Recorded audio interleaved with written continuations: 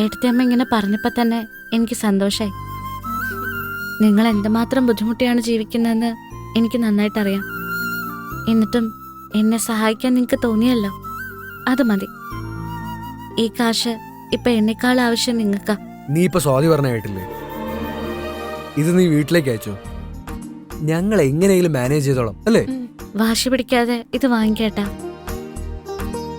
ഭാവിയിൽ ചേട്ടൻ നല്ല നിലയിലെത്തുമ്പോ എനിക്ക് വേണ്ടത് ചോദിക്കാതെ തന്നെ ചെയ്യുന്ന എനിക്കറിയാം. ഇപ്പൊ ഇത് വാങ്ങിക്കേ. വേണ്ട വേണ്ടടി.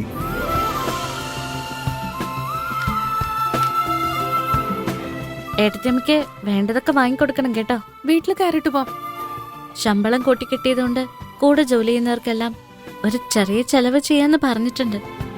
ഹോസ്റ്റലിൽ നിന്നും നേരെ അങ്ങോട്ട് പോകും. ആ, അപ്പൊ ഞങ്ങൾക്ക് ട്രീറ്റ് ഒന്നും ഇല്ലേ? എന്നാ നിങ്ങളും വാ, നമുക്ക് ഒരുമിച്ച് പോവാം. അവള് വെറുതെ പറയാ പാറു.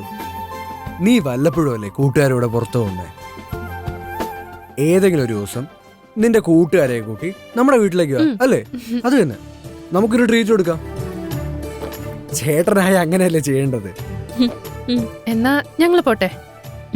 ശരി.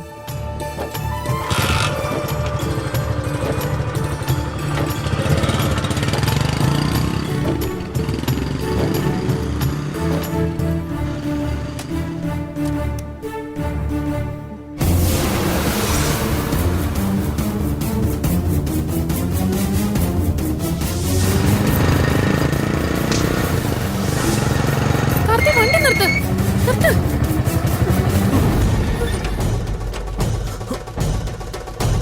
പാറു, പാറു, പാറു, പാറു, എന്ത് പറ്റി? Paru, auto auto auto.